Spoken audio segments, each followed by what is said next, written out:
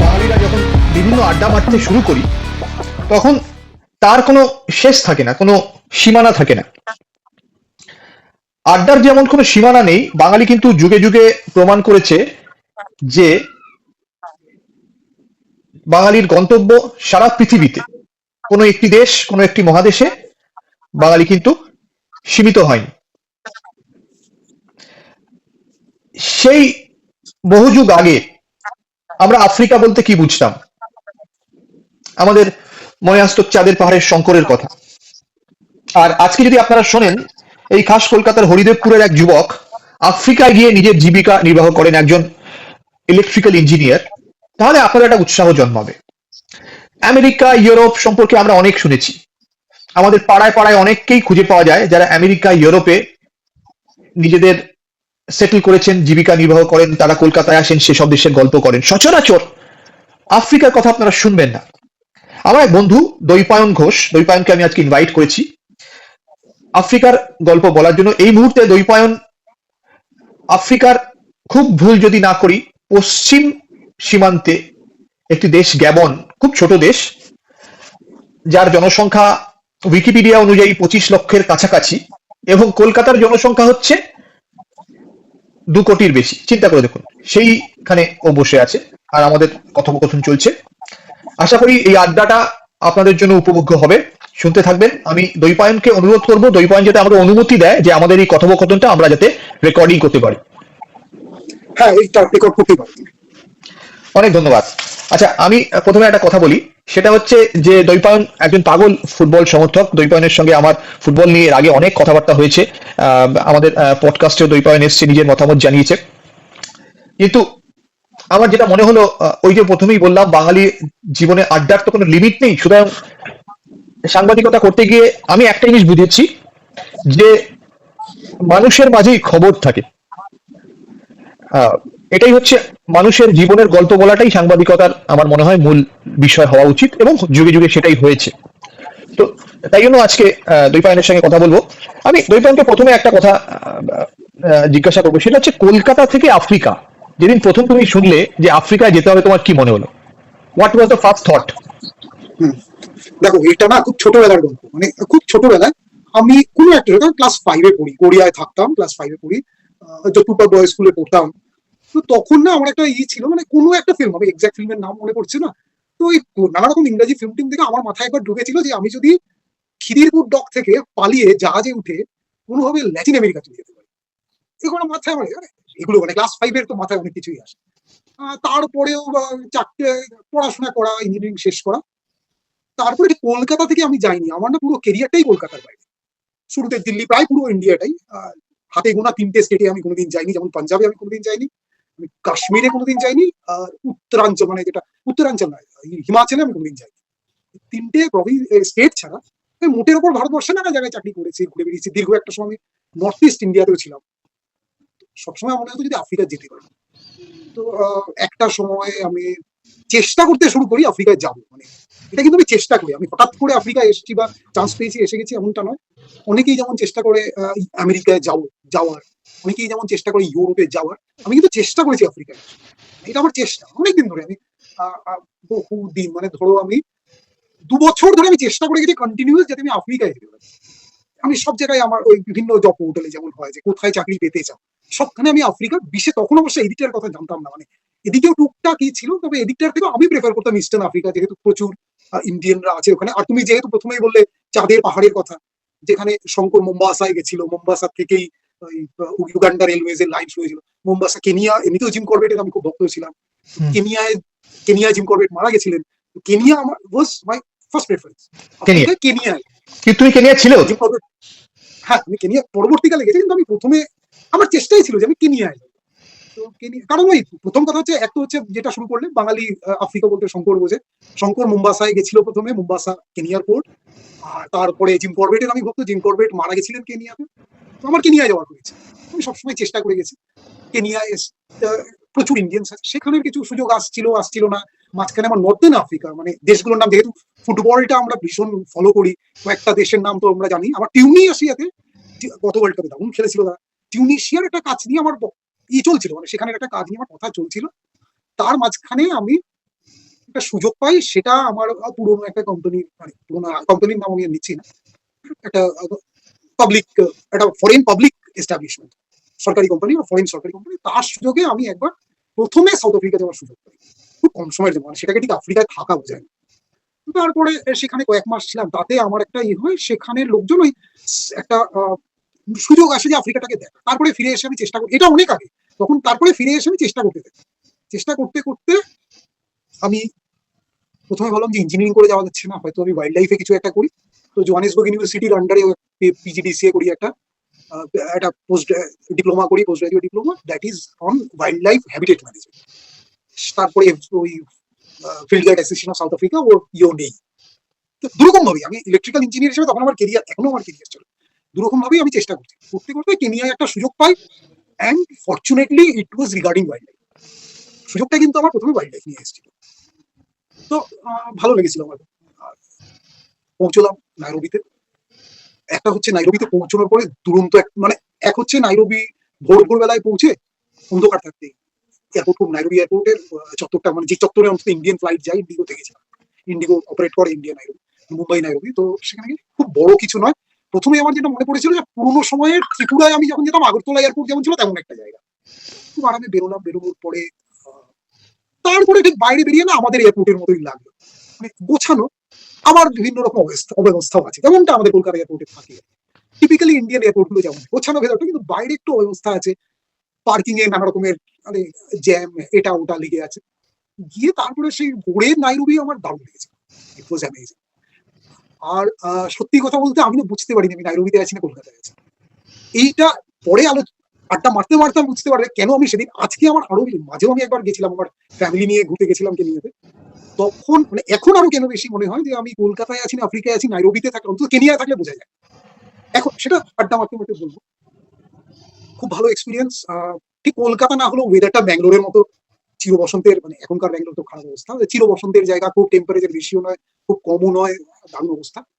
আর যেটা খুব ভালো লাগলো, তখন আমার শঙ্করের কথা মনে পড়েছিল, কারণ নাইরোবি ন্যাশনাল পার্কটা তো নাইরোবি শহরের সাথেই। এখন হয়তো নাইরোবি এয়ারপোর্টে সিংহ ঘোরে না, কিন্তু একটা সময় ছিল যখন নাইরোবি এয়ারপোর্টে টেক অফ বন্ধ হয়ে যেত, কারণ বাট ল্যান্ডিং বন্ধ হয়ে যেত, টাচডাউন করতে পারতো না, কারণ এয়ারপোর্টে সিংহ ঢুকে যেত, মানে জাস্ট দলমার হাতির মতো আর কি, মানে হঠাৎ করে চলে আসে। হাতি ঢুকে যাচ্ছে, সিংহ ঢুকে যাচ্ছে।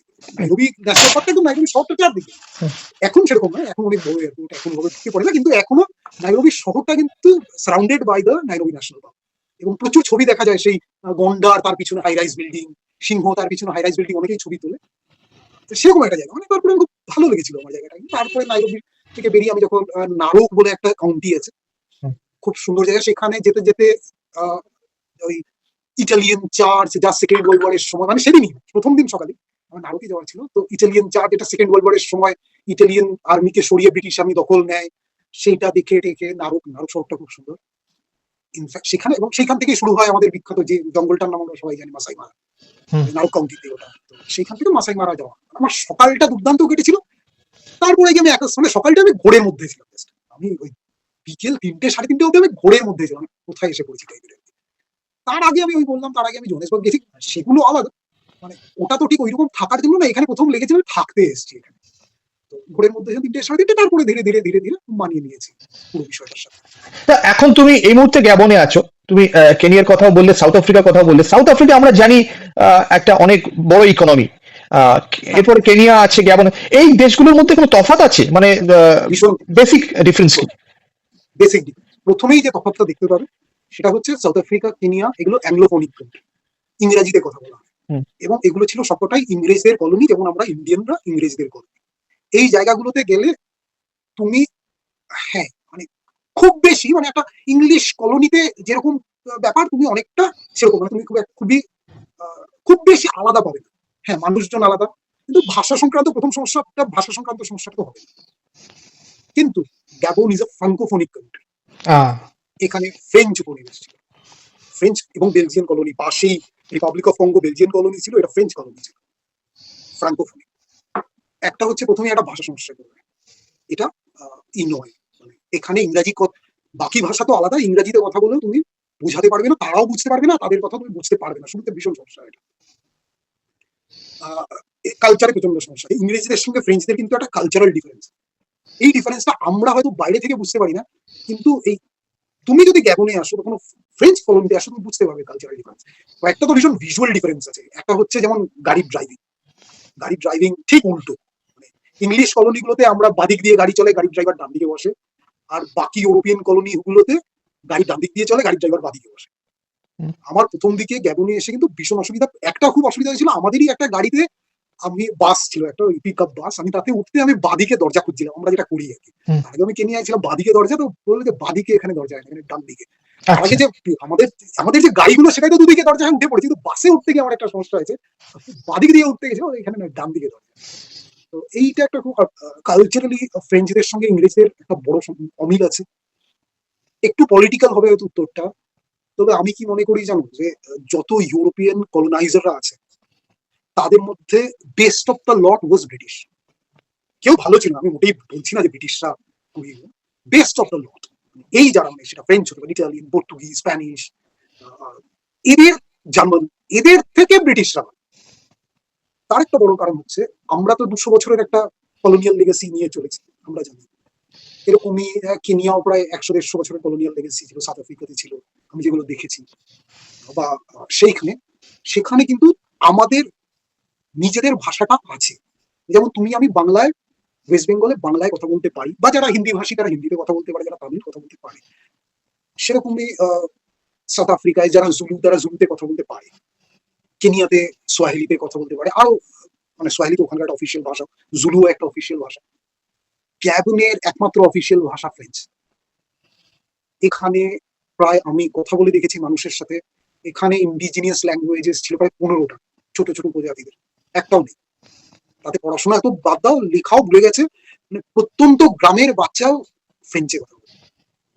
এই জিনিসটা কিন্তু, এবং এটা আমি আরো করেছি, যেমন কঙ্গোতে, কঙ্গোতে সেখানকার কঙ্গোলিজ নানা রকম যে ভাষাগুলো আছে মানুষ কথা বলেন। আমার বিভিন্ন বন্ধু কঙ্গোতে ছিল, তাদের সাথে কথা হয়েছে। সেখানে যারা সোয়াহিলি, যারা ইস্টার্ন আফ্রিকায়, তানজানিয়া, কেনিয়ার থেকে ঢুকেছিল, তারা সোয়াহিলিতে কথা বলে। কিন্তু যারা ইন্ডিজিনিয়াস কঙ্গোলি, যাদের নানা রকম ভাষা ছিল, তারা সে ভাষায় কথা বলে না, তারা ফ্রেঞ্চে কথা বলে। এইটা একটা বড়, মানে এই জন্য আমি বেস্ট অফ দ্য লট বলি এটাকে, মানে ইংরেজদের বাকিদের মধ্যে। এটা একটা বড় ঝামেলা আফ্রিকাতে। আবার আফ্রিকাতে যদি অ্যাঙ্গোলা, আমি যাইনি যদিও, অ্যাঙ্গোলাতে জার্মানরাও ছিল, সেখানে জার্মানরাও ছিল, বড় ইংলিশরাও ছিল। সেইখানে গেলে হয়তো একটা অন্য আফ্রিকা দেখতে পারবো। বা নর্দার্ন আফ্রিকা, যেখানে ফ্রেঞ্চরা ছিল, ইংলিশরা ছিল, স্প্যানিশরা ছিল, যেটা ইনফ্যাক্ট ইউরোপের খুব কাছে, টিউনিশিয়া, মরক্কো, জাস্ট ওই ভূমধ্য সাগরের এদিক আর ওদিক। রক অফ জিব্রাল্টার থাকলে তো প্রায় কোনো ডিস্টেন্সই নেই। সেই সব জায়গাটা আমি জানি না। তবে সাউদার্ন, ওয়েস্টার্ন, সেন্ট্রাল আফ্রিকাতে যেগুলো ব্রিটিশ কলোনি, সেগুলোতে তুমি অনেক ফ্যামিলিয়ার থাকবে, মানে অ্যাজ ইন্ডিয়ান, কারণ তুমিও একটা ব্রিটিশ কলোনি থেকে যাচ্ছ। আর যেগুলো ব্রিটিশ কলোনি নয়, সেখানে তুমি অতটা ফ্যামিলিয়ার থাকবে না। আর বাকি বিষয়ে হচ্ছে যে কলোনিগুলোতে যেরকম, আবার এটার উল্টো দিকও আছে। যেমন যেগুলো ফ্রেঞ্চ কলোনি বা জার্মান কলোনি, জার্মান কলোনি অতটা তো নেই, অ্যাঙ্গোলা আছে বা আছে, বা বেলজিয়াম বা ফ্রেঞ্চ কলোনি, সেইগুলোতে কি হয়, একটা ভীষণ রকম European culture, European open culture আছে। কারণ এখানে পুরো সামাজিক যে আমাদের মধ্যে একটা লিগেসি চলে আসে না একটু, সেটাকে তুমি ফিউডালিজমও বলতে পারো, মানে আমি সেটাও বলতে পারো, সেগুলো নেই। এখানে সামাজিক বন্ধনটা অনেক বেশি, ইংলিশ কলোনিগুলোতে কিছুটা বেশি, বেশি মানে ইন্ডিয়ার মতোই অনেকটা। সেখানে, এখানে ইউরোপিয়ান প্রভাব অনেক বেশি। এখানে সামাজিক বন্ধনগুলো অনেক কম। পার্টি আমেরিকান, এই আফ্রিকানরা জেনারেলি খুব আনন্দ মুখর হয়, খুব কালারফুল হয়, সেটা সব জায়গাতেই পাবে। কিন্তু এখানে ওই সামাজিক যে ইগুলো আছে না, মানে যে সামাজিক বাঁধন গুলো আছে, সেটা ফ্রেঞ্চ, বেলজিয়ান কলোনি যেগুলো ছিল, মানে প্রায় ওয়েস্টার্ন আফ্রিকার পুরোটা, এবং নর্দার্ন আফ্রিকাতেও অনেকটা। আবার নর্দার্ন আফ্রিকা অন্য সমস্যা হয়তো আছে, আমি যাইনি, যাবো হয়তো, বেড়াতে যাবো বহু দিনে, আমি যেহেতু যাইনি। ওখানে আবার একটা আরব শাসনও যেহেতু আছে, অ্যারাবিক একটা যেহেতু টেন্ডেন্সি ওখানে থাকবে, তো ওখানের কালচারটা হয়তো আলাদা হতে পারে। কিন্তু এই ওয়েস্টার্ন আর ইস্টার্ন আফ্রিকা, ইস্টার্ন সেন্ট্রাল ওয়েস্টার্নের এই ট্রানজিশনটা আছে, যে যেখানে ইংলিশ কলোনি ছিল সেখানে সামাজিক বাঁধন গুলো হয়তো একটু বেশি, একটু ফ্যামিলি গুলো একটু বড় বড় হয়, বড় মানে আমরা যেরকমটা বড় আর কি, বড় ফ্যামিলি মানে আমাদের মতোই অনেকটা। আর যেগুলো ফ্রেঞ্চ বা বেলজিয়ান কলোনি বা কিছু ছোটখাটো স্প্যানিশ কলোনি, সেগুলোতে এগুলো নেই, সেটা অনেকটা ইউরোপিয়ান ধাঁচের। তাদের পলিটিক্স ইউরোপিয়ান ধাঁচের, তাদের কাজকর্ম করার ধারণা ইউরোপিয়ান ধাঁচে, তাদের সময় কাটানো ইউরোপিয়ান ধাঁচের, তাদের সামাজিক বন্ধন ইউরোপিয়ান ধাঁচের। এইরকম একটা আছে, মানে ওই অ্যান্টি ব্রিটিশ একটা যেহেতু এখানে একটা জিনিস আছে জানো তো, নেপোলিয়ন যেই যে জায়গা, ইউরোপীয় যেই যে জায়গাগুলো দখল নিয়েছিলেন, ব্রিটেনকে যেতে পারেননি ওয়াটারলু পরে, সেই সেই দেশগুলোর কলোনিগুলোর মধ্যেই এরকম একটা, এটাকে তুমি বলতে পারো যে এই অ্যারিস্টোক্রেসি বা এটাকে ভেঙে দেওয়ার একটা প্রথা ফ্রেঞ্চদের মধ্যে, স্প্যানিশদের মধ্যে আছে এটা, যেটা আবার ইংরেজদের মধ্যে নেই বা ব্রিটিশ কলোনিগুলোতেও নেই। আমাদের মধ্যে যেমন একটা র্যাঙ্ক এন্ড ফাইল থাকে, একটা হায়ারার্কি আছে, এদের আবার এই হায়ারার্কির বিষয়টা ফ্রেঞ্চ বা স্প্যানিশদের নেই। এটা অনেকেই বলে যে যেহেতু নেপোলিয়ন বারবার বলে এসছেন অ্যারিস্টোক্রেসির এগেনস্টে, এবং মানে এই করে এসছেন, এবং ওর এটাই তো তাই ছিল, মানে ওর কলটাই তো তাই ছিল যে অ্যারিস্টোক্রেসি ভেঙে দাও, সেইখানে হয়তো এরকম একটা প্রভাব আছে। তো এই তফাৎটা তুমি আফ্রিকায় পাওয়া ইস্ট যায়। টু ওয়েস্ট ওয়ার্ড যদি ট্রাভেল করো তাহলে তুমি দেখতে। আচ্ছা, আমি আমি জানতে চাই, এই সোসাইটি, আমরা যেরকম বাঙালি একটা সোসাইটি আমাদের আছে, আমাদের ভারতবর্ষে বিভিন্ন জায়গাতে এই সামাজিক পরিকাঠামোটা পরিবর্তন হয়। বিহারে গেলে একরকমের সমাজ, আবার আবার ধরো যেটাকে আমরা উত্তর পশ্চিম ভারত বলছি, সেখানে একরকম, দক্ষিণে একরকম। সোসাইটিটা কিরকম বেসিক্যালি, যে তুমি 2-3টে দেশ ট্রাভেল করলে, মানে এটা কি ওপেন সোসাইটি নাকি একটু একটু মানে সংরক্ষিত? কনজারভেটিভ নয়, হ্যাঁ কনজারভেটিভ নয়, কারণ দেখো এইখানে কি হয়েছে, এই আফ্রিকায় ইন্ডিজিনিয়াস যে মানুষরা ছিল, মূলত বনজীবী মানুষ যারা আফ্রিকায়, তাই ছিল। মানে আফ্রিকায় এক্স্যাক্টলি তো সভ্যতা ডেভেলপ করেছিল কোন দিকটায়, এদিকটাই করেনি, সভ্যতা ডেভেলপ করেছিল ইথিওপিয়া অ্যান্ড আপওয়ার্ড। ইথিওপিয়া সভ্যতা ডেভেলপ করেছে, আপওয়ার্ড ইজিপ্টে ডেভেলপ করেছিল, আর বাকিটা রেড সির এই পারে, এশিয়ার দিকে। রেড সি উল্টো পারে, রেড সির এই পারে, ওই সুয়েজ কানেলের এই পারটা, বা রেড সি, সুয়েজ কানেল তো অনেক পরে, রেড সির এই পারটা ওই একই, মানে ওই তুমি যদি রেড সি দুটো পার দেখো, গালফের ওই দিক দিয়ে ইরাক টিরাক বা ওমান, ওমানেও কিন্তু এখন যাই অবস্থা হোক, বা ইয়েমেনে এখন যাই অবস্থা হোক, একটা সময় কিন্তু হুম। ঠিকঠাক একটা সভ্যতা ছিল। বা সৌদির বিভিন্ন জায়গায়, ইরাকে একটা ঠিকঠাক পুরনো প্রাচীন সভ্যতা ছিল, এবং নগরকেন্দ্রিক একটা বিষয় ছিল। ইরানে একটা, পারস্যতে একটা নগরকেন্দ্রিক বিষয় ছিল। সেরকমই ইথিওপিয়া থেকেই ইজিপ্টে একটা সভ্যতা, পুরনো সভ্যতা, নীল নদের আশপাশে তৈরি একটা পুরনো ছিল। কিন্তু আফ্রিকার এই চত্বরটাই, মানে সাব সাহারান আফ্রিকায় সে অর্থে কোনো পুরনো সভ্যতা কোনো ছিল না। তুমি কোনো সাব সাহারান আফ্রিকা, যেটা সাহারা মরুভূমির নিচের আফ্রিকা, যেটা মানে তুমি ধরো ওই সাউথ সুদান বা সেন্ট্রাল আফ্রিকান রিপাবলিক, ওর নিচের দিকটা যদি ধরো, বা ওয়েস্টার্ন ওদিকে ওয়েস্টার্ন সাহারা বা ওয়েস্টার্ন দিকটা, সেইখানটায় কিন্তু কোনোদিন কোনো সেই অর্থে খুব মানে সব মানে যে সভ্যতাটাকে আমরা সভ্যতা বলি, সেরকম কিছু প্রাচীন সভ্যতার মধ্যে যেগুলো গোনা হয় সেরকম ছিল না। এবার তুমি আরেকটা জিনিসও ভাবো, যে ইথিওপিয়া থেকে হোমোসেপিয়েন্স রেডিয়েট করেছে, ইথিওপিয়া থেকেই করেছে। আমরা জানি হোমোসেপিয়েন্স, আমরা মানে ইথিওপিয়ান এয়ারলাইন্সে তুমি যদি উঠতে যাও আদিস বাবায়, তোমার ওটার সঙ্গে সঙ্গে মানে এমনিতেও ইথিওপিয়ান এয়ারলাইন্সের প্লেনের গায়ে লেখা থাকে ওয়েলকাম টু ইউর মাদারল্যান্ড। সবাইকেই বলে, মানে উই আর বেসিক্যালি ইথিওপিয়ানস বলে, কারণ আমরা সবাই জানি, আমরা অ্যানথ্রোপোলজিক্যালি ইথিওপিয়া থেকে হোমোসেপিয়েন্স আজকে আধুনিক মানুষ রেডিয়েট করেছে। আজকে আমরা জানি। এবার রেডিয়েট তো তারা উপরের দিকে করেছে, এশিয়ায় গেছে, ইউরোপে গেছে, ইউরেশিয়া রেডিয়েট করে নর্থে গেছে, ইউরেশিয়াতেও গেছে, দক্ষিণেও নেমেছে। ঠিক ইথিওপিয়ার নিচের দেশটাই তো কেনিয়া, ডান দিকে মানে ওয়েস্টের দেশটাই তো সুদান, ওদিক দিয়েও নয়, শুধুমাত্র যে নর্থের দিকে সাহারা মরুভূমির দিকে গেছে এমনটা তো নয়, এদিকেও নিচের দিকেও এসছে। কিন্তু এখানে জঙ্গলের বাইরে মানুষ খুব বেশি বেরোয়নি। ছিল মোম্বাসা পুরনো পোর্ট ছিল, সেখান থেকেই হতো, তবে খুব যে এগিয়ে গেছিল তা নয়, সেখানে হঠাৎ করে। এবং তারা না ওই সামাজিক বাঁধনটা ছিল অনেকটা আদিবাসীদের যে সামাজিক বাঁধন। এবার এটাকে তুমি খারাপ বলবে না ভালো বলবে, এটা আমাদের, মানে আমি খারাপ বলবো না ভালো বলবো, এটা আমাদের বিষয়। এটা তো ওরকম ভাবে বলা যায় না এটা ভালো না খারাপ। তবে ভীষণ কালারফুল, ভীষণ জয়ফুল, এবং তারা জীবনটাকে তাদের মতো করে বাঁচত। আর প্রচন্ড যে এই সামাজিক বাঁধন, মধ্যযুগীয় সামাজিক বাঁধনটা তো ছিলই না। পরিবার বিষয়টাও ভীষণই প্রাচীন পরিবার টাইপেরই ছিল, যেটা যেখানে ওই একটা ক্লান টাইপের একটা জাতি গোষ্ঠী, মানে একটা ছোট ছোট জনগোষ্ঠী পরিবার, ওই ধরনেরই একটা সভ্যতা চলছিল। সেখানে হঠাৎ করে বাইরে থেকে ইউরোপিয়ানরা চলে এসেছে।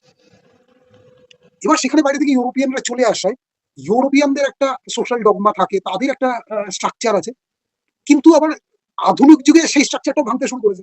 ওইরকম একটা সময় কলোনিয়াল এরা যে সময়টা এসছে, ততক্ষণে শিল্প বিপ্লব মোটের উপর হতে শুরু করেছে, তারপরে আধুনিক যুগ আসতে শুরু করেছে, সেই সময়টায় এসছে, বেসিক্যালি কলোনাইজেশনটা সেই সময়টাই হয়েছে। তাতে না এইখানে সামাজিক বাঁধনটা ঠিক ওইভাবে নেই, মানে আছে এদের সমাজ এদের মতো, এবং এখানে খানিকটা পুরোনো ধাঁচেরই আছে। আর ঠিক ইউরোপিয়ানও নয়, ঠিক এশিয়ান, অ্যাকচুয়ালি এটা একটা আফ্রিকান সোশ্যাল স্ট্রাকচার।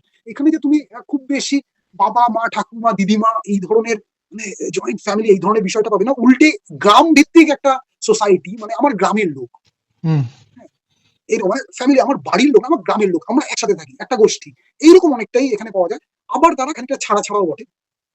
তারা ওই যে সুযোগ পেলে একসাথে বসে গল্প করে, এবং সবাই সে গ্রামের লোকজন, ছোট ছোট গ্রাম, খুব বড় তো নয়, সবাই এসে একসঙ্গে বসে সন্ধ্যাবেলায় গল্প করে। আবার তাদের একটা স্বাধীন স্বাধীন চিন্তা ভাবনা আছে, কে কি করছে তাই নিয়ে কেউ মাথা ঘোরায় না। এরকম একটা বিষয় আফ্রিকায় তৈরি হয়েছে। মানে এটা দুটোই, মানে এরা এটা যেহেতু কোনো সামন্ততান্ত্রিক সমাজ ব্যবস্থার মধ্য দিয়ে ডেভেলপমেন্টটা সেরকম ভাবে হয়নি, ওই জেনারেলি হয়তো সামন্ততন্ত্র তো ছিলই, কিন্তু ওরকম ডেভেলপ সামন্ততন্ত্র কিছু ছিল না বলে হয়তো এখানে ওই গ্রাম ভিত্তিক বা অঞ্চল ভিত্তিক একটা গোষ্ঠী গোষ্ঠী টাইপের ওই ফ্যামিলি বলতে ওটাই এদের কাছে। একদম ইন্টারেস্টিং। আমি এখান থেকে একটা যে প্রশ্ন খুব স্বাভাবিকভাবে আমার মনে আসছে সেটা হচ্ছে যে যখন কোনো বিদেশি যায় আফ্রিকার দেশগুলো থেকে, ভারতীয়রা যায়, তারা কিভাবে নেয়, কিভাবে একসেপ্ট করে, মানে সেখানে ভারতীয়দের যে তিন চারটে দেশের কথা তুমি বললে, সেখানে ভারতীয়দের জায়গাটা কিরকম, বা বাঙালিদের জায়গাটা কিরকম, কতটা দেখো মানিয়ে নিতে ওরা পারে? বাঙালি বাঙালি বা ভারতীয় আলাদা তো ওরা করতে পারে না। অবভিয়াসলি। তাও তাও ইস্টার্ন আফ্রিকার দিকে পারে, মানে কেনিয়া সাউথ আফ্রিকা ওই দিকটায় তাও পারে, এদিকটায় তো পারেই না। সমস্যাও আছে, ভালো আছে। অ্যাকচুয়ালি যেটা হয় সেটা হচ্ছে অনেক ক্ষেত্রেই না, এটা হিস্টোরিক্যালি এরকম একটা ঘটনা আমরা ঘটিয়েছি। এটা বলতে আমার খারাপই লাগে, আমরা প্রচুর সময় এখানে যে কলোনিয়ালিজম চলেছে, আমরা মানে ভারতীয়, ভারতীয় বলতে কিন্তু শুধু ভারতীয় না, ভারতীয় উপমহাদেশ, মানে তোমাকে বুঝতে হবে পাকিস্তানি, ইন্ডিয়ান, বাংলাদেশি, আমি সবাইকে নিয়ে বলছি। ভারতীয় উপমহাদেশ যখন কলোনিয়াল রুল চলছিল সে সময় এখানে অনেক ক্ষেত্রেই, তখন থেকে তো এখানে ভারতীয়রা বহু পুরোনো সময় থেকে আছে, তখন থেকেই মধ্যস্বত্বভোগীর একটা কাজ করেছে। ঠিক আছে, অনেক জায়গাতেই তুমি এখন কোথায়, তুমি জিম্বাবুয়েতে প্রচুর ইন্ডিয়ান্স পাবে, সাউথ আফ্রিকায় তো আছে, কেনিয়াতে তো আছে, ইউগান্ডায় আছে, জাম্বিয়াতে প্রচুর ইন্ডিয়ান্স আছে, ওদিকে অ্যাঙ্গোলাতে, নামিবিয়াতেও প্রচুর ইন্ডিয়ান্স আছে। মানে এরা কি বিজনেস কমিউনিটি, মানে ব্যবসা করতে যাচ্ছে নাকি চাকরি বাকরি করছে? একদম একদম একদম, মানে এরা আছে, মানে আজকের থেকে নয়, এরা আছে বলতে প্রায় 200-250 বছর ধরে আছে। গান্ধীজির ফ্যামিলি তো সাউথ আফ্রিকাতে ছিল, মানে এরা আছে, মানে সে 200-250 বছর, আমি তো বাড়িয়ে বললাম, 100 বছর তো হবে। এরা বিভিন্ন সময় এসছে এখানে, ব্যবসা করে, অনেকেই সেই সব দেশের সিটিজেন তারা আছে, এবং সে একটা সময় কলোনিয়াল এরাতে এরা কিন্তু ভীষণভাবে মধ্যস্বত্বভোগী কাজ করেছিল। মানে আফ্রিকানদের যেভাবে ইউরোপিয়ানরা এক্সপ্লয়েট করতো, তার মাঝখানে সেই মানে আফ্রিকান দাসদের নিয়োগকর্তা হিসেবে বহু সময় ভারতীয় উপমহাদেশের লোকজন ছিল। মানে তারা বিভিন্ন ইউরোপিয়ান ফার্মে আফ্রিকানদের লাগাচ্ছে কাজে, সেখান থেকে তারা মাঝখান থেকে, তারা কিছুই প্রায় করছে না, তারা মাঝখান থেকে পয়সা রোজগার করছে। এই একটা ধারণা কিন্তু আফ্রিকায় আছে, এটা খুব খারাপ। আবার আরেকটা ধারণাও আছে যে খুব ফ্রেন্ডলি, মানে এমনটা নয় যে এই ধারণাটা সবার মধ্যে আছে, আবার অনেকটা ফ্রেন্ডলিও। বেশ কিছু জায়গায় আমি ভীষণভাবে, মানে তারা ইন্ডিয়ানদের সঙ্গে খুব ভালো আচরণ করে, তারা অনেক মানে ওই এশিয়া, আফ্রিকা, ল্যাটিন আমেরিকার যে পৃথিবীর গ্রাম, অনেকে বিশ্বাস করে এখনো এশিয়ান দেখলে তারা অনেকে ভালো ব্যবহার করে। এগুলো খুব পলিটিক্যাল ইস্যু, মানে এটা যেহেতু অর্থনীতির সাথে খুব জড়িত। তবে খুব যে দেখো এই জায়গাটা না, খুব যে ভালো সবসময় ট্রিট পাবে, মানে ট্রিট বলতে গিয়ে খারাপ ট্রিট তো করতে পারে না, তার কারণ ভারতীয়রা এখানে এখনো এখনো আজকের সমাজেও ভারতীয়রা এখানে আর্থসামাজিক ভাবে আফ্রিকানদের থেকে উন্নত। আফ্রিকায় যে ভারতীয়রা আছে, সেই কারণে হয়তো মুখের ওপর ট্রিট করে না, খারাপ আচরণ মুখের ওপর করে না, কিন্তু মনের মধ্যে একটা সমস্যা থাকে। এবং এখনো ভারতীয়দের, আমি খুব লজ্জিত বিষয়টার জন্য, আমিও আমার বিভিন্ন সময় দেখেছি বিভিন্ন ভারতীয়রাও এদেরকে এখন, মানে এটা আমাকে বলতে লজ্জা হচ্ছে, কালা আদমি হিসেবেই দেখে। তো নো, আমাদের কালা আদমি ব্রিটিশরা বললে আমাদের যতটা খারাপ লাগে, আমরা এদেরকে বললে আমাদের ততটা খারাপ লাগে না ভেবে আমি খুব দুঃখিত। এটা ঘটনা, এবং এটা ঘটনা, মানে এটা আমি খুব দুঃখের সাথে বলছি। আমি আজকে, মানে হয়তো আজকে শুনতে পেলাম না, কিন্তু গতকাল বা পরশু, মানে এর মাঝখানে গত সপ্তাহে অন্তত 10-12 বার শুনেছি ওই কালে লোগো সে কাম নেই হতা হ্যায়। It is very painful for us. ব্রিটিশরাও তো আমাদের এরকম করে। মানে এটা কিন্তু ভারতীয় আমরা যেটা ভুক্তভোগী হয়েছি সেইটা যখন আমরা আবার অন্য কাউকে ফিরিয়ে দিচ্ছি, এটা খুব ডিস্টার্বিং, শোনাটাও খুব ডিস্টার্বিং। এনিওয়েজ, আমি আরেকটা খুব ইন্টারেস্টিং বিষয় আসছি, সেটা হচ্ছে যে আচ্ছা, মানে how safe is this country, মানে ল অ্যান্ড অর্ডার বলো, আমি শুনেছিলাম কেনিয়াতে অনেক এরকম গ্যাং ওয়ার হয়, অনেক গ্যাবনের ব্যাপারে আমি অতটা জানি না, মানে হাউ সেফ ইজ? এমনিতে ফরেনারদের জন্য খুব সেফ, কেনিয়াও ফরেনারদের জন্য খুব সেফ, ইনফ্যাক্ট সাউথ আফ্রিকাও ফরেনারদের জন্য খুব সেফ। হ্যাঁ, কেনিয়াতে মোম্বাসা ফোর্টের ধারে, সাউথ আফ্রিকাতেও বিভিন্ন পোর্টের ধারে ঝামেলা হয়, ছিনতাই ঠিক তাই, মানে ঝামেলা বলতে ওইটা না, ছিনতাই টাইপের। ড্যাবন খুব safe. Is that life threatening, মানে ধরো কেউ যাচ্ছে, তাকে সিরিয়ালি তাকে ড্যামেজ করা হচ্ছে বা কিছু? ওই ছুরি বন্দুক দেখিয়ে ছিনতাই করে, ছুরি বন্দুক দেখিয়ে ছিনতাই করে, বা কোনো রকম ভাবে মানে ছুরি বন্দুক না দেখিয়েও 4 জন ঘিরে ধরে ছিনতাই করে, এই ধরো। কিন্তু হ্যাঁ, কিছু জায়গা আছে যেখানে লাইফ থ্রেটনিং। আমি যেমন নাইজার খুব লাইফ মানে ওখানে সমস্যা হয়, নাইজারে সমস্যা হয়। নাইজেরিয়ায় বোকো হারাম আছে, এখন অতটা হয় না, আগে হতো, এখনো হয় টুকটাক। নাইজারে খুব সমস্যা হয়, ওয়েস্টার্ন আফ্রিকার বেশ কিছু দেশে, বা একটা সময় তো রোয়ান্ডা তেও সমস্যা ছিল, সুদান, সাউথ সুদানে হয়, তানজানিয়াতে অতটা হয় না, জিম্বাবুয়েতে ওই লুটতরাজ টাইপের হয়, নাইজেরিয়াতেও হতো। আর ওই ওয়েস্টার্ন সাহারা ওই সব দিকে কিছু কিছু কিছু কিছু দেশ এখনো ডিস্টার্ব, হুম, পলিটিক্যালি ডিস্টার্বিং। হুম। কিন্তু অনেক কটা দেশই আবার ফরেনারদের জন্য ফ্রেন্ডলি। ফরেনারদের জন্য শুধু ফ্রেন্ডলি নয়, যেমন Gabon as a whole friendly, মানে গ্যাবনে সেই অর্থে ডিস্টারবেন্সও খুব একটা নেই, মানে নিজেদের মধ্যেও খুব যে মারামারি বা মানে মাঝখানে তো একটা কু হলো, একটা হ্যাঁ, সামরিক এক্স্যাক্টলি। অভ্যুত্থান, এই কুটার ব্যাপারে সামরিক অভ্যুত্থানটা গুলি চলে দিয়ে আর কি। মানে এইটার ব্যাপারে আমি জাস্ট একটু দর্শকদের অ্যাড করে দিতে চাই, যতদূর আমি যতদূর জানতে পারলাম যে 2023-এ হয়েছে, এটা 2023-তে।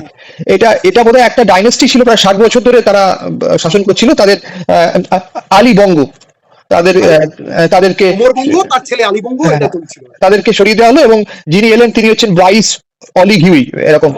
হ্যাঁ, হ্যাঁ, তারপরে তো ওনার রাজনৈতিক দলই এখন সর্বেসর্বা তারাই চালাচ্ছে আর কি। ওরা এখন ভোটে জিতে এসেছে, হ্যাঁ, ভোটে ডেমোক্রেটিক জিতে দল। এসেছে, কিন্তু এইটা তুমি ইন্টারেস্টিং যেটা তুমি বললে, আমি শুনি, মানে এই কুটা কোনো হিংসাত্মক কূপ সেরকম ছিল না। না না, এই কুটা আমি সার্ভাইভ করেছি, মানে আমার কু সার্ভাইভার, আমি কুয়ের সময় গ্যাবনেই ছিলাম। আরে শুনবো, হ্যাঁ। হ্যাঁ, খুব মজার কুটা হয়েছিল কি অ্যাকচুয়ালি, আলী বঙ্গ 2023-এর যে ইলেকশনটা হলো, তো ইলেকশন এখানে গত গত 60 বছর ধরে হয়নি, জাস্ট হয়নি টাইপের আর কি। তার আগেও 2008 মানে ওই হতো, আর ওই ওমরবঙ্গ তারপরে আলীবঙ্গ, বিশেষ করে আলীবঙ্গ জিততো, ওমরবঙ্গ খুব পপুলার লিডার ছিলেন, আলীবঙ্গই জিততো। তো যেটা হলো এইবারের ইলেকশনের সময়, আমি মানে 23-এর ইলেকশন, এবার নয় আগের বারে 23-এর ইলেকশন সময় এখানে ছিলাম। তো সেই সময় মানে ইলেকশন কিরকম বলতো, আমরা তো জানি যে ইলেকশনে অনেক ঝামেলা টামেলা হয়, হুম, এখানের ঝামেলা ওরকম মানে লিব্রেভিল এখানে যে ক্যাপিটাল, সেখান হুম। থেকে লিডার অফ দ্য অপোজিশন যে ইলেকশন ক্যাম্পেইনে আসবে বিভিন্ন প্রভিন্সে, এখানে যাতায়াতের ব্যবস্থাটা প্রথমে বলতে খুব খারাপ, মানে তো ইলেকশন যখন আসে, মানে তার আগে তো ছিল 60 বছর ধরে এখানে বঙ্গ ফ্যামিলি, উমর বঙ্গ, যতটা শুনেছি উমর বঙ্গ ওয়াজ আ ভেরি পপুলার লিডার স্বাধীনতার পর থেকে, কিন্তু তারা একটু প্রো ফ্রেঞ্চ ছিল, এবং ওই ফরাসিরা ছেড়ে যাওয়ার পরে তাদের পুতুল সরকার হিসেবে বসেছিল। তবে উমর বঙ্গ ওয়াজ আ পপুলার লিডার, এবং এইখানকারই, মানে আমি যে প্রভিন্সে থাকি এই প্রভিন্সেরই নেতা। এইখানে একটা বোঝার বিষয় আছে যে এই প্রভিন্সটা কিন্তু গ্যাবনের অন্যতম সমৃদ্ধ প্রভিন্স, কারণ এখানে কি প্রচুর নাম? মিনারেল আছে। নাম? পোর্ট ওগোয়ে। আচ্ছা, আচ্ছা, আচ্ছা। মিনারেল হিসেবে তুমি তুমি এটা বললে, হ্যাঁ, শোনা যাচ্ছে প্রপারলি। মিনারেল তুমি এটা বললে, সেটা নিশ্চয়ই, সেটা কি ম্যাঙ্গানিজ? ম্যাঙ্গানিজ আছে, সোনা আছে, আচ্ছা। লোহা আছে। এটা মানে ম্যাঙ্গানিজের একটা তো হচ্ছে ওয়ার্ল্ডস লার্জেস্ট ম্যাঙ্গানিজ রিজার্ভ এখানে। হুম। এছাড়া লোহা আছে, সোনাও আছে। তো এটা খুব রিচ একটা প্রভিন্স, একদম রিপাবলিক অফ কঙ্গোর লাগোয়া। হ্যাঁ, এখন এখন ম্যাঙ্গানিজটা তো এখন এখন পৃথিবীতে ওয়ার্ল্ড অর্ডার যেরকম হচ্ছে, তো ম্যাঙ্গানিজ যে দেশে, সেই দেশের খুব ভ্যালু বেশি। কারণ কি, ভ্যালু স্মার্ট কার থেকে শুরু তাতেও করে আছে, বিভিন্ন এমনিতে weapons। শুরু থেকে ম্যাঙ্গানিজের ভ্যালু, স্টিলে প্রচুর ম্যাঙ্গানিজ লাগে, এবং এখানে ফ্রেঞ্চরা বহুদিন ধরে, এবং এছাড়া যেটা সবচেয়ে বড় গ্যাবনের ইকোনমি, সেটা হচ্ছে তেল। তেল, ইয়েস। তেল, ম্যাঙ্গানিজ আছে, সোনা পাওয়া যায় গ্যাবনে, কম হলেও মুঠের উপর ভালোই পাওয়া যায়, লোহাও ঠিকঠাক পাওয়া যায়, কয়লাটা পাওয়া যায় না নেহা, কয়লাটা পাওয়া গেলে তো তবে বেশ। আর এই ওট ওগোয়ে প্রভিন্স, যেটা মানে ওগোয়ে নদী, যেটা কঙ্গো থেকে, কঙ্গো ওগোয়ে বেসিন যেটা নিয়ে বলে, ওগোয়ে নদী কঙ্গো থেকে বেরিয়ে এসে আহ, যেখানে যেখান দিয়ে গিয়ে আটলান্টিকে পড়ছে, তার শুরুটা এটা এটা হচ্ছে ওগোয়ে হাই, মানে যেখান থেকে ওগোয়ে নামছে, এটা হচ্ছে সেই প্রভিন্সটা। তো এখানে প্রচুর এখানেরই লোক ছিলেন উমরবঙ্গ, এবং এখানেরই লোক আলীবঙ্গ, এবং খুব অদ্ভুত ভাবে ব্রাইস ওলিগিও কিন্তু ওটোগোয়েরই লোক।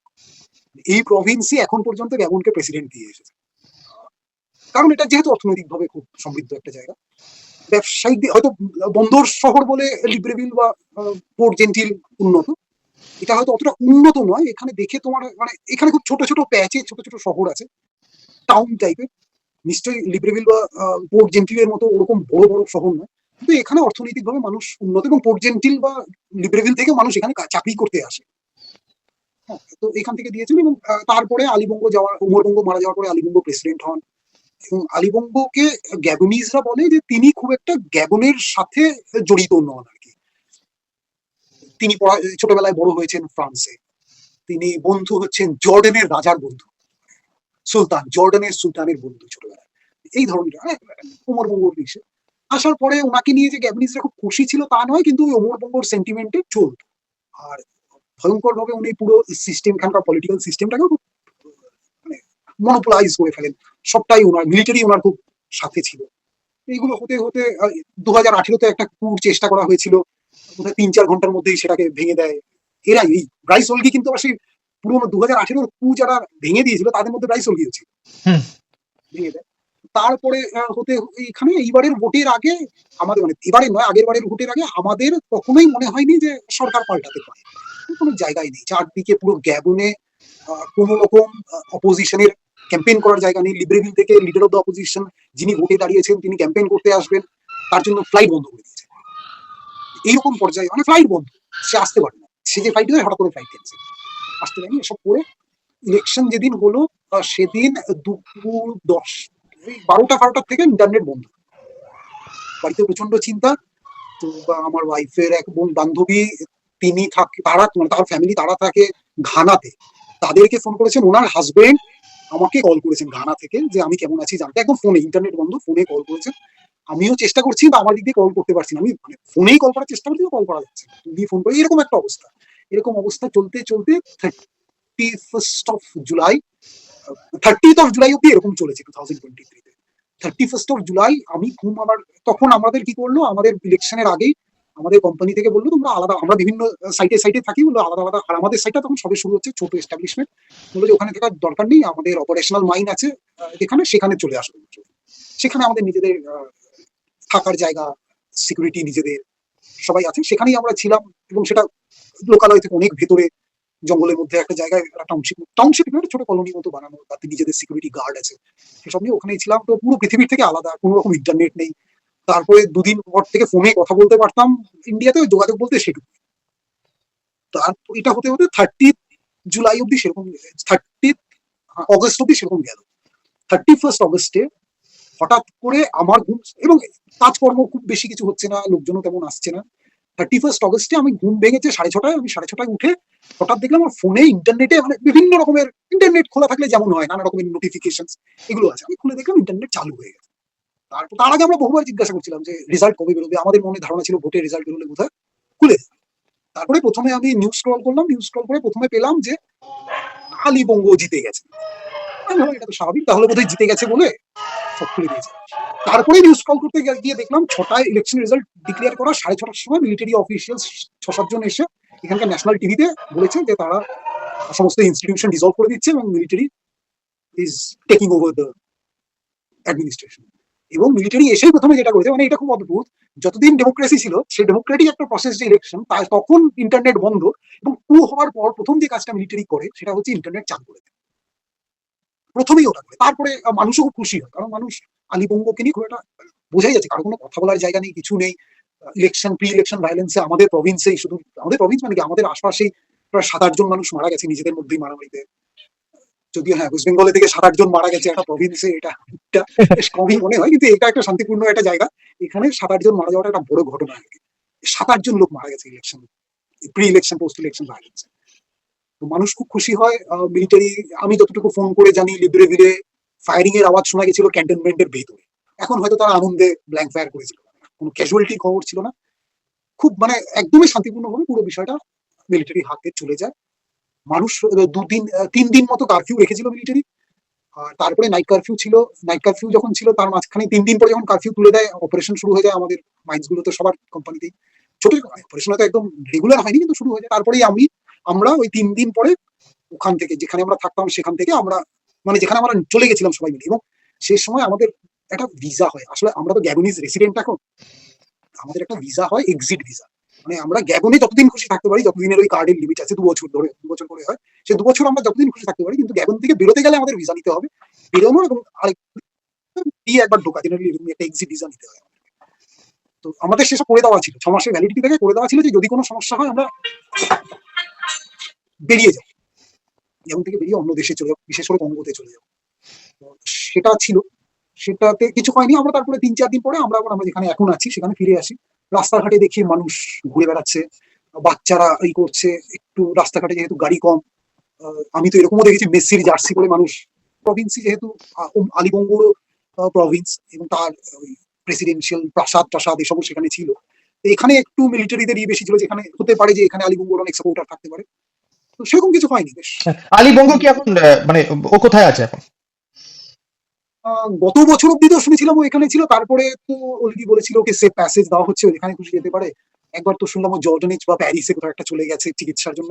আচ্ছা আচ্ছা ওর আচ্ছা। সঙ্গে কিছুই হয়নি, মানে ওকেও বলেছে তোকে মানে এবং ইয়ে অলসো উনি ফ্রি। কি এটাও বলেছিল যে একজন প্রাক্তন রাষ্ট্রপতি হিসেবে যে সম্মানটা পাওয়ার সেটা উনি পাবেন, সেইটুকুই, মানে ওনার ওই সম্মানটুকু আমরা দেবো একজন প্রাক্তন রাষ্ট্রপতি হিসেবে just। হ্যাঁ, একদমই। আচ্ছা, আমি দু একটা প্রশ্ন করি ইন্টারেস্টিং, সেটা হচ্ছে যে আমরা দেখি ইউরোপ এবং আমেরিকার বিভিন্ন জায়গা দেখি বেঙ্গলি কমিউনিটি তৈরি হয়েছে, দুর্গাপুজো ইত্যাদি ইত্যাদি, বা ইন্ডিয়ান কমিউনিটি রয়েছে।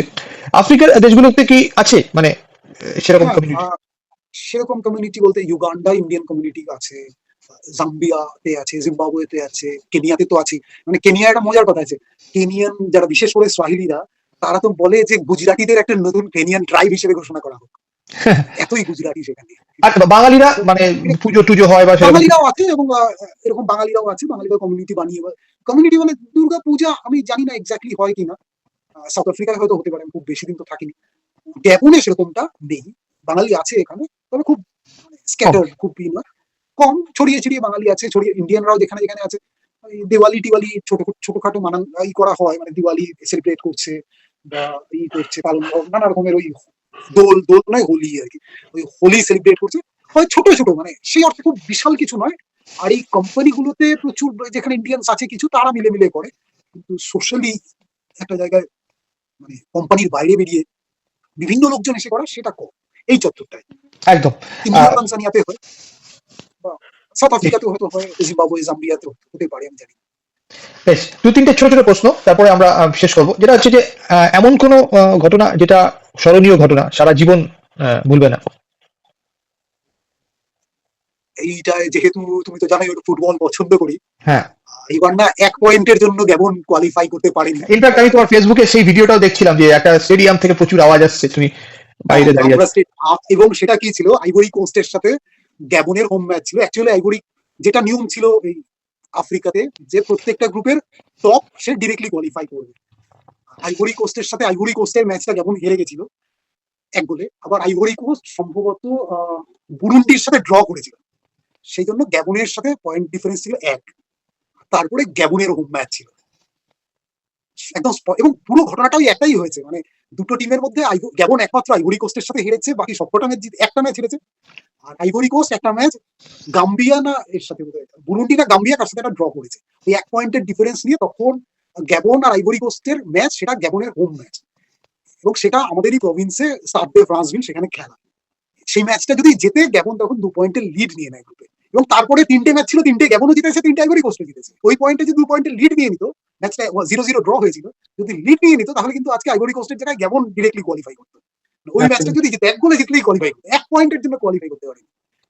ওইটা একদমই। আমার খুব ছিল, মানে ওইটা আমার খুব, আমি তো মাঝখানে আমি খুব প্রাউডলি বলেছিলাম যদি গ্যাবন কোয়ালিফাই করে আমি ইন্ডিয়ান পাসপোর্ট সাবমিট করে দেবো, এমনিতে গ্যাবনিজ রেসিডেন্ট, আমি ইন্ডিয়ান পাসপোর্ট সাবমিট করে দেবো, আমি গ্যাবনিজ পাসপোর্ট নিয়ে নেবো। আমার মানে এইটা খুব, মানে মানে ওদিন খুব উত্তেজনা, মানে ধরো সন্ধ্যা 7টা থেকে খেলা ছিল, বিকেল 3টে, কত আর মানুষ, পুরো গ্যাবনে অত মানুষ নেই তো, একটা প্রভিন্সে আর কত মানুষ থাকতে পারে। দুপুর 2টো আড়াইটের থেকে আমি দেখলাম যেখান থেকে আছে গ্রামের থেকে লোকজন গাড়ি ভাড়া করে করে সে যাচ্ছে ওখানে স্টেডিয়ামে খেলা দেখতে। ই ছিল, মানে ওইটা খুব একটা দিন ছিল যেটা আমি গ্যাবনে খুব এনজয় করেছিলাম সেদিনকে। আর তারপরে এইটাই, মানে আমার সবচেয়ে স্মরণীয় যদি বলে, বাকি সবসময় আফ্রিকার রোজই আমি নতুন নতুন কিছু পাই। আমার কাছে স্মরণীয় কি বলবো, যেদিন আমি রাস্তার মধ্যে দুটো জিমসন্স মাম্বা মেলকে লড়াই করতে দেখছি, দুটো সাপ, এবং দ্যাট ইজ জিমসন্স মাম্বা, তারা দুটো মেল রাস্তায় আমার চোখের সামনে লড়াই করছে, আমি বসে মোবাইলে ভিডিও করছি সামনে। সেটা মানে অনেক ঘটনাই ঘটেছে, আমি সামনের থেকে অনেক কিছুই দেখেছি। প্রচুর এই জঙ্গলে আমি টেল মি সাম ফরেস্ট ঘুমিয়েছি আমি Africa. Tell me something about wildlife সম্পর্কে কিছু বলো, যে আফ্রিকান ওয়াইল্ড লাইফ যদি আমরা একটু আলোচনা না করি তাহলে আলোচনাটাই অসম্পূর্ণ থেকে যায়। মানে এই ওয়াইল্ড লাইফটা আবার কি, এইটা যে আফ্রিকাটা আমরা দেখি এটা কিন্তু সেটা নয়, এটা হচ্ছে African rainforest. Congo yes. Basin rainforest হচ্ছে world's second oldest forest, existing forest in the world after Amazon. খুব গহীন একটা জঙ্গল, প্রচুর জিনিস আছে এখানে যেগুলো পৃথিবীতে শুধু এখানেই পাওয়া যায়। আহ, যেমন ধরো ওয়েস্টার্ন লোল্যান্ড গরিলাস, মানে রাস্তাঘাটে নয়, আমরা যেখানে কাজ করি, আমি বহুবার না হলে 2-3 বার তো সামনে পড়েছি, আমি জেমসন মাম্বার সামনে থেকে দেখেছি, Gaboon viper, the snake with the largest fang in the world সামনে দেখেছি। ফরেস্ট টেলিফোনটা আমার সেভাবে দেখা হয়নি, পেছন দেখেছি টুকটাক, কঙ্গো বাফেলোজ আছে, এইটা একরকম। আবার কেনিয়ান ওয়াইল্ড লাইফ অন্যরকম, eastern African savanna wildlife অন্যরকম, সেখানে ঘুরতে গিয়ে অন্যরকম জঙ্গল, তো সিংহ, প্রচুর সিংহ সেখানে ঘুরে বেড়াচ্ছে, পশু পাখি দেখা যায়। কিন্তু আমার কেনিয়ান ওয়াইল্ড লাইফ আমার খুব দারুণ লেগেছে। এইখানে আমার যে অভিজ্ঞতা খুব ভীষণ, না আমি এখানে কঙ্গো বেসিনের যে জঙ্গল, world second oldest existing forest, সেখানে ফরেস্ট ফ্লোরে ঘুমিয়েছি। খুব ক্লান্ত হয়ে অন্তত 1.5 ঘন্টা থেকে 1 ঘন্টা, 1 ঘন্টা পুরো হয়নি, 1.5 ঘন্টাও নয়, আধ ঘন্টা থেকে 45 মিনিট আমি জাস্ট ঘুমিয়েছি। আমি হাঁটতে হাঁটতে এত ক্লান্ত হয়ে গেছিলাম, ঘুমিয়েছি। এবং এখানকার মানুষদের প্রতিও আমার একটা সেদিনকে অদ্ভুত শ্রদ্ধা তৈরি হয়েছিল। আমার সঙ্গে দুজন এখানকার মানুষ ছিলেন, আহ, মানে সেই পুরো দিনটাই একটা খুব স্মরণীয় ছিল। আমি খুব হাঁটতে হাঁটতে হাঁটতে ক্লান্ত, তো একটা গাছের তলায় বসেছি। সেখানে এখানেরই একজন মানুষ আমারই সঙ্গে ছিলেন, আমাকে রাস্তা দেখিয়ে নিয়ে যাচ্ছিলেন জঙ্গলের মধ্য দিয়ে। তিনি বসে ওইখানে মোবাইলে বাফেলো সোলজার চালিয়েছেন। আফ্রিকায় বসে, আফ্রিকানদের সাথে বসে বাফেলো সোলজারের মতো একটা গান, মানে কি গায়ে লোম খাড়া হয়ে যাচ্ছে। যে বাফেলো সোলজার আমরা সবাই জানি আফ্রিকান আমেরিকানদের স্বাধীনতার জন্য এত একটা গান, সেটা ওখানে বসে বসে আমি শুনছি। তো আমি শুনেছি, তারপরে হেঁটে গেছি এক জায়গায় গিয়ে আরো ক্লান্ত হয়ে। আমি বলেছি আমি আর পারছি না। তখনও 7-8 কিলোমিটার যেতে হবে, আর সেখানে আর কোনো রাস্তা নেই, হেঁটে যেতেই হবে। মানে আর কোনো রকম উপায় নেই, আমাকে অন্তত 7 কিলোমিটার হচ্ছে সবচেয়ে কম দূরত্ব, যেখানে গেলে অন্তত আমি আমাদের গাড়ি ডেকে আমি সেখান থেকে গাড়িতে করে ফিরতে পারি। তো সেখানে শুয়ে পড়েছি, তো ঘুম থেকে উঠেছি 45 মিনিট মতো পরে। তো দেখছি সেখানে ওই সঙ্গে যে দুজন ছিলেন, একজনের নাম ও বালা কোনে, আরেকজনের নাম ছিল বোধহয়, ওর নামটা ভুলে যাই। ওরা দুজন দেখছি জায়গা পরিষ্কার করে না কাঠ টাট নিয়ে রেডি করেছে। আমি বলছি কি কি করছো? তো ওরা আমাকে, তখন তো আমি ফ্রেঞ্চ বুঝতাম না, বলতেও পারতাম না। তোরা আমাকে হাত পা নেড়ে ফ্রেঞ্চে ভাঙা ইংরেজিতে যা বোঝালো যে তুমি তো এখানে ঘুমোচ্ছ, রাত্রেবেলায় থাকতে হবে, জন্তু জানোয়ার যাতে না এসে যায়, তাই জন্য আগুন টাগুন জ্বালাচ্ছি। আর আমরা যাবো এরপরে আশপাশের গ্রাম থেকে কিছু একটা খাবার দাবার নিয়ে আসবো। আমি বলছি না না, এখানে শোভন, আমরা যাবো। আমি ঠিক আছে, একটু জলের বন্দোবস্ত করতে পারলেই আমরা আবার এখান থেকে হেঁটে হেঁটে এগিয়ে যাবো রাত্রেবেলা এখানে শোবো। না পুরো অন্তত এইটা, আমি সেদিনকে নয়তো কে দেখবে, আমি একটা মানুষ, আমি আফ্রিকার এরকম একটা গহীন জঙ্গলে আমি ফরেস্ট ফরেস্ট শুয়ে পড়েছি। ওরাই ওই জায়গায় ওই জামা একটা কোট ছিল, মানে কোট কোট ঠিক না, ওই বলে ওটাকে ওয়ার্কিং স্যুট আর কি, যেটা পরে একটা ফুল হাতা একটা মোটা কাপড়ের জামা, যেটা পরে গেছিলাম জঙ্গলে, ওইটা পেতে আমি আর কিছু একটা মাথায় দিয়ে, জুতো খুলে বোধহয় মাথায় দিয়ে আমি ঘুমিয়ে পড়েছি। সেই সময় আমি দেখেছিলাম দুটো মানুষ, আমি একটা বাইরের লোক, আমার জন্য তারা সে রীতিমতো, তারা ইচ্ছে করলে হেঁটে চলে যেতে পারে, কিন্তু তারা এসে আমার জন্য চারদিক পরিষ্কার করে আগুন টাগুন জ্বালিয়ে বলছে কিছু খাবার জোগাড় করবো, জল টল জোগাড় করে এখানে। ওটা আমার খুব একটা স্মরণীয় দিন। গ্যাবনের ওই ফুটবল ম্যাচ দেখাটা আমার খুব, ফুটবল ম্যাচ এছাড়াও দেখেছি, ওই দিনটা আমার খুব স্মরণীয় ছিল। এরকম আছে আরো নানা রকম অভিজ্ঞতা আছে, বেশ মানে ভালো অভিজ্ঞতা আর কি। একদম। তাহলে আমি এটা যেমন ভালো হলো, আমি লাস্ট একটা কথা জিজ্ঞাসা করি তোমাকে। সেটা হচ্ছে এমন কোন অভিজ্ঞতা আছে যেটা খুবই ভয়ঙ্কর অভিজ্ঞতা, যেটা তুমি ভুলতে চাইবে এবং চাইবে না যে যেমন তুমি যতদিন আছো রেস্ট অফ দ্য লাইফ এটার মুখোমুখি যাতে না হতে হয় আমার। দেখো, মানে এরকম অভিজ্ঞতার মুখোমুখি বলতে মানুষজনের সাথে আমার এরকম কিছু হয়নি, সবকটাই খুব ভালো। হ্যাঁ, একটা অ্যাকচুয়ালি এটা কিন্তু খুব খারাপ বলবো বা কোনোদিন হতে চাইবো না এমনটাও কিনা আমি জানি না। একবার আমি একটু বেকায়দায় পড়ে গেছিলাম, গাড়ি টাড়ি আটকে গেছিল ওখানে ওই রেন ফরেস্টের মধ্যে। তারপরে কম্বো বাফেলোর দল চলে এসেছিল, সেটা দেখে একটু সন্দেহ হতে যাচ্ছিল। এই সময়টা একটু ভয় পেয়েছিলাম। কিন্তু এইটাই আমার মনে হয় সবচেয়ে খারাপ, মানে আমি খুব একটা খারাপ কিছু ফেস করিনি এখানে। হ্যাঁ, বাকি করাপশন টরাপশন টুকটাক ওটুকু তো ইন্ডিয়াতেও চলে, এখানে চলে। আমি খুব বেশি খারাপ কিছু ফেস করিনি, যেটা আমি খুব ভুলে যেতে চাইবো। একটু ভয় লেগেছিল আমার ওই একটা দিনই, তাছাড়া আমার খুব বেশি খারাপ অভিজ্ঞতা বলতে আমার কিন্তু এখনো আফ্রিকাতে হয়নি।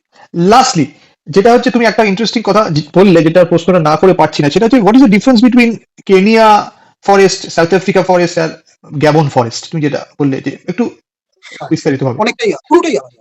কেনিয়ান ফরেস্ট বা ইস্টার্ন সাউদার্ন আফ্রিকার যে ফরেস্টটা, আফ্রিকাতে অনেক রকম ভাগ। তুমি উপরের দিকে সাহারা পাবে, নিচের দিকেও তুমি কালাহারি পাবে, তুমি নামিব ডেজার্ট পাবে, শুকনো জায়গা। কালাহারি নামিব ডেজার্টের থেকে ওয়েস্টার্ন বা ওয়েস্ট নর্থ ওয়েস্টে যদি যেতে থাকো বা সাউথেও আসো, সাউথ আফ্রিকা তে পাবে। এবার সেখানে চাঁদের পাহাড়ও আছে, মানে ওই রিটাভেল্ড আছে। তার উপরের দিকে যত যাবে শুকনো জায়গা, ঘাস জমি, ছোট ছোট প্যাচ জঙ্গলের। সেখানে প্রচুর ওয়াইল্ড লাইফ তুমি এমনিতেই দেখতে পাবে। ঘাস জমির ওয়াইল্ড লাইফ, যেটা আমরা জেনারেলি আফ্রিকান সাফারি বলতে বুঝি। ঘাস জমি, খোলা জায়গা, মাঠ, ওয়াইল্ড লাইফ ঘুরে বেড়াচ্ছে। মানে বাঘ সিংহ সেখানেই ঘুরে বেড়াচ্ছে। বাঘ তো নেই, বাঘ তো এশিয়ান। সিংহ, লেপার্ডটা অতটা দেখা যায় না, সিংহ চিতা হুম। তো দেখতেই পাবে। Leopard elephant. যেহেতু একটু, এলিফ্যান্ট তো মানে ভীষণ। আফ্রিকান সাভানা এলিফ্যান্ট, যেটা আফ্রিকাতে দু ধরনের হাতি পাওয়া যায়। আফ্রিকান সাভানা এলিফ্যান্ট একদম মানে সে দলে দলে সাভানা এলিফ্যান্ট ঘুরে বেড়াচ্ছে, ইচ্ছে করলেই দেখা যায়। বাফেলোস ঘুরে বেড়াচ্ছে, ইচ্ছে করলেই দেখা যায়। নানা রকমের অ্যান্টিলোপস ইচ্ছে করলেই দেখা যায়। গন্ডার, ওয়াইল্ডে তুমি দেখতে পাবে। তুমি যদি এমনিতে কখনো যদি মুম্বাসা থেকে তুমি নাইরোবি যাও বাই ট্রেন, সেটাতে গেলে তুমি ট্রেনে যেতে যেতে ওয়াইল্ড লাইফ দেখতে পাবে। দ্যাট টু লায়ন, তুমি লায়নও দেখতে পাবে ট্রেনে যেতে যেতে। জিরাফ, জেব্রা, বাকি সব তো পাবেই, তুমি লায়নও দেখতে পাবে। এবার হচ্ছে কঙ্গো বেসিন। কঙ্গো বেসিন, ওই যে বললাম world's second oldest existing forest, এটা রেন ফরেস্ট। এখানে লেপার্ড দেখতে পাবে, দেখতে পাবে না মানে পাবে না আর কি। তোমাকে প্রচুর মানে যে খুঁজলে রাত্রিবেলা এক ঝলক হয়তো লেপার্ড দেখলে, গরিলা এক ঝলক হয়তো দেখলে। এখানকার ওয়াইল্ড লাইফ ভীষণ ভীষণ লাজুক, এবং এখানে জঙ্গলগুলোতে সে অর্থে ট্যুরিজম যেহেতু হয় না, আরো ভীষণ। এখানে যেটা পাওয়া যায় আফ্রিকান বুশ এলিফেন্ট বা African forest elephant, African Bush elephant তো ওদিকে, আফ্রিকান ফরেস্ট এলিফেন্ট ভীষণ তাদের তুমি চট করে দেখতে পাবে না, তাদের তুমি বুঝতে পারবে ওখানে আছে, তুমি যাবে তার গায়ের গন্ধ পাবে, তুমি দেখবে পায়ের ছাপ ভেতরে দেখবে জঙ্গল মটমট করে ঢুকে যাচ্ছে, দেখতে পাওয়া মুশকিল। এখানে যেমন ওদিকে আফ্রিকান কেপ বাফেলো মোষ, মানে আফ্রিকান বুনো মোষ যেটা এমনিতেই দেখা যায়, এখানে কঙ্গো বাফেলো ওভাবে তুমি দেখতে পাবে। হট করে এক ঝলক দেখলে তারপরেই কোথায় জঙ্গলে হারিয়ে যাবে তুমি জানো না। সাপ খুব বড় বড় 3-4টে সাপ পাওয়া যায়। যেমন এইটা একটা ইন্টারেস্টিং জিনিস যে পৃথিবীর সবচেয়ে বড় ট্রু কোবরা এখানে পাওয়া যায়। পৃথিবীর সবচেয়ে বড় বিষধর সাপ যেটা কিং কোবরা, আমাদের ইন্ডিয়াতেও পাওয়া যায়, প্রচুর অনেক পরিমাণ পাওয়া যায়, সাউথে পাওয়া যায়, মানে ওয়েস্ট বেঙ্গলেও পাওয়া যায়, সুন্দরবনেও পাওয়া যায়, নর্থ বেঙ্গলে পাওয়া যায়, ভারতবর্ষের বিভিন্ন ওড়িশায় পাওয়া যায়, বিভিন্ন জায়গায় পাওয়া যায়, নর্থ ইস্টে পাওয়া যায়। কিন্তু সেটা ট্রু কোবরা নয়, তার নাম যদিও king cobra, but it is not a true cobra. কিন্তু এখানে যেটা African forest cobra, that is a true cobra, and that is the largest true cobra in the world. ঠিক আছে, নাজা স্পিসিসের ট্রু কোবরা এটা। এছাড়া আরেকটা খুব বিখ্যাত সাপ আছে গেবুন ভাইপার, মাঝখানে আমি বলছিলাম পৃথিবীর সবচেয়ে বড় বিষদাঁত যে সাপের। যেমন এশিয়ার সবচেয়ে বড় বিষদাঁত হচ্ছে আমাদের চন্দ্রকোড়া বা রাসেলস ভাইপারের, পুরো এশিয়ায় ওর থেকে বড় বিষদাঁত আর কোনো সাপের নেই। সেরকম পুরো পৃথিবীতে সবচেয়ে বড় বিষদাঁত আছে হচ্ছে গেবুন ভাইপারের, সেটা এখানে পাওয়া যায়। এখানে আফ্রিকান রক পাইথন পাওয়া যায়, নানা প্রচুর বায়োডাইভার্সিটি এখানে। কিন্তু ওই মানে তুমি চট করে দেখতে পাবে না, হয়তো তোমার পাশেই আছে কিন্তু তুমি চট করে দেখতে পাবে না। এখানে নানা রকমের পাখি পাওয়া যায়। আমি আজকেই সকালবেলায় ঘুরতে ঘুরতে একটা আফ্রিকান হর্নবিল দেখছিলাম, উড়ে উড়ে যাচ্ছে আমার মাথার উপর দিয়ে। দেখতে ওরকম হঠাৎ করে হয়তো দেখতে পেলে, কিন্তু প্রচুর ওয়াইল্ড লাইফ, কিন্তু তারা ভীষণই সাই লুকিয়ে থাকা পছন্দ করে। জঙ্গল প্রচন্ড ঘন, রেন ফরেস্ট যেরকম হয়, চট করে দেখা যায় না। এই একটা তফাৎ ইস্টার্ন সাউদার্ন আফ্রিকার জঙ্গলের সাথে কঙ্গো রেন ফরেস্ট একটু আছে। পশু পাখির ধরনও আলাদা, এখানে গুলো আকৃতিও একটু ছোট, আর এখানে কিন্তু এখানে পশু পাখি ভীষণ কালারফুল, মানে জঙ্গল যেমন কালারফুল, পশু পাখি খুব কালারফুল।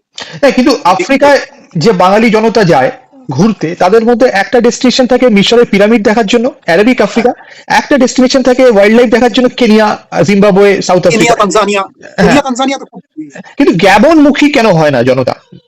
দেখো এখানে আসাটা, প্রথম হচ্ছে এখানে আসাটা খুব ঝামেলা, বাঙালিদের জন্য খুব ঝামেলা। তুমি কলকাতা থেকে এক্স্যাক্টলি আমি যেখানে আছি সেখানে আসতে আমার 4টে ফ্লাইট লাগে। কলকাতা থেকে দিল্লি বা বোম্বে, সেখান থেকে অ্যাডিস আবাবা, সেখান থেকে লিব্রেভিল, সেখান থেকে আবার আমাদের এই ফ্রান্সভিল বা ওটুগুয়েতে আসতে। যাতায়াতটা খুব কঠিন। আর এখানে ট্যুরিজমটা এখনো সেভাবে নয়, মানে সেভাবে ফ্লারিশ নয়, অ্যাডভার্টাইজও খুব কম। লোকে আসে তাও ওয়েস্টার্ন আফ্রিকার পাখি টাখি দেখতেও যারা আসে তারা কঙ্গো বা আমাদের ঠিক ওপরে ক্যামেরুন, ঠিক নর্থেই তো ক্যামেরুনের বর্ডার, ওদিকটায় লোকে যায়, বা টোগো, বেনিনের দিকে কিছু লোক, বেনিনে প্রচুর পাখি টাখি দেখতে যায়। তবে ইন্ডিয়ানরা সেভাবে ট্যুরিজম করতে আসে না। একটা হচ্ছে প্রচুর ব্যয় সাপেক্ষ, যাতায়াতটা প্রচুর সময়ের ব্যয় সাপেক্ষ বটে, মানে ব্যয় সাপেক্ষ বটে, মানে এতটাই এখানে খাবার দাবারের দাম বেশি, একটু তো মানে একটু অতটা কেনিয়া তানজানিয়া এর মতো অত বেশি তুমি তো সহজে পৌঁছতে পারবে না, তাই জন্য হয়তো কম আসে। আর একটু অ্যাডভার্টাইজমেন্ট কম আছে। একই কথা, তুমি ভাবো যে তাহলে ওকাভাঙ্গো ডেল্টা ইসে কেন বাঙালিরা যায় না, বতসোয়ানায় তো বাঙালিরা যায় না। বতসোয়ানা খুব বড় ভালো টুরিস্ট প্লেস, কিন্তু বতসোয়ানাতেই বা বাঙালি কেন, কজনই বা ঘুরতে যায়? ইউরোপিয়ানরা প্রচুর পয়সাওয়ালা ছাড়া কজনই বা বতসোয়ানায় ঘুরতে যায়, কজনই বা নামিব ডেজার্টে ঘুরতে যায়, নামিবিয়ায় কালাহারি ঘুরতেই বা কজন যায়? সেইটার একটা ইয়ে আছে। আফ্রিকা ট্যুরিজম বলতে ওই সাহারান আফ্রিকা বা ওই ইস্টার্ন সাউদার্ন আফ্রিকার ওই চত্বরটা এইখানে আছে। আর জঙ্গলে গেলেই, এখানের জঙ্গলে ওরকম চট করে পশু পাখি দেখাটা খুব কঠিন, থাকাটা খুব, যদিও টুরিস্টদের জন্য তো কোথাও সেরকম কঠিন কিছু হয় না, ওদের জন্য তো সবকিছু রেডি থাকে। এইসব কারণে আমার ধরনের খরচ একটা কারণ, সেরকম ভাবে অ্যাডভার্টাইজমেন্ট নেই একটা কারণ, আর যাতায়াতটাও যেহেতু বেশ কঠিন। তুমি কেনিয়ায় যাবে, তুমি তো নাইরোবিতে ইন্ডিগোর ফ্লাইট চলে, ইন্ডিগোর ফ্লাইটে তুমি নাইরোবি যেতে পারো। ওই যে ফ্লাইটে দিল্লি থেকে বোম্বে যাও, একই সাইজের ফ্লাইট, দিল্লি বা বোম্বে থেকে নাইরোবিতে যাও, ওই একই, সেটা আছে। এখানে তো ওরকম ভাবে আসা যায় না, এখানে আর দূরও, মানে ভয়ানক একটা, এতটা দূরে গিয়ে এখানে আসতে গেলে এই সব ঝামেলা আছে। লাস্ট হচ্ছে যে স্পোর্টস, আফ্রিকান নেশনস কাপ, আমরা যারা ফুটবল ভালোবাসি তাদের আমাদের সবসময় নজরে থাকে। তুমি আগে খেলার কথা বলছিলে, গ্যাবনের সেই ফুটবল ম্যাচটার কথা বলছিলে, আর একটা পয়েন্ট পেলে ওয়ার্ল্ড কাপ কোয়ালিফাই হতো। কিন্তু মেজরলি কি ফুটবল নাকি অন্যান্য খেলা, অ্যাথলেটিক্স, আফ্রিকায় অনেক বড় বড় স্টার এসছে অলিম্পিকে, এই ব্যাপারটা কিভাবে দেখছো? মানে খেলাধুলার উপর এইটা কিরকম? হ্যাঁ, খেলাধুলা এখানে মানুষ খেলাধুলা করে মানে এখানে যে প্রফেশনাল সিভি, ধরো কেউ একজন ইলেকট্রিশিয়ানের জন্য সিভি দিল, তার সিভিতেও লেখা থাকে যে অন্যান্য যে ইন্টারেস্ট, সেখানেও কোনো না কোনো স্পোর্টস পাওয়া যায়। কেউ বাস্কেটবল হতে পারে, ভলিবল হতে পারে, ফুটবল তো হয়ই খুব সাধারণ। মানে সেটা কি চেহারা সেরকম সেরকম মানে স্টাউট চেহারা এই জন্যই, মানে চেহারার জন্যই নাকি? মানে ওই যে আফ্রিকান লোকজন একটু প্লেফুল তো, মানে হ্যাঁ। প্লেফুল তো মানে সংস্কৃতির মধ্যেই যেন এটা আছে, দৌড়ি লাফালাফি, এটা করে এটা এদের এদের ইচ্ছাই করে এর 4-5 দিন কাজকর্ম করে, 5 দিন কাজকর্ম করে। হ্যাঁ, একটা জিনিস কিন্তু খুব মজার জিনিস আমি সব জায়গাতেই দেখেছি।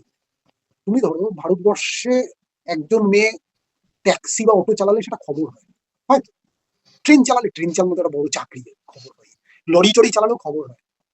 তুমি অবাক হয়ে যাবে এখানের মেয়েরা হেভি আর্থ মুভিং ইকুইপমেন্ট চালায়, এবং সেটা রেগুলার, মানে সেটা খবর হওয়ার বিষয় না। তারা চাকরি করে, তারা ধরো বড় বউ দুজনই চাকরি করছে, একজন বড় ডাম্পার চালাচ্ছে বউ, আর এক্সকাভেটর চালাচ্ছে বউ, মানে এরকম।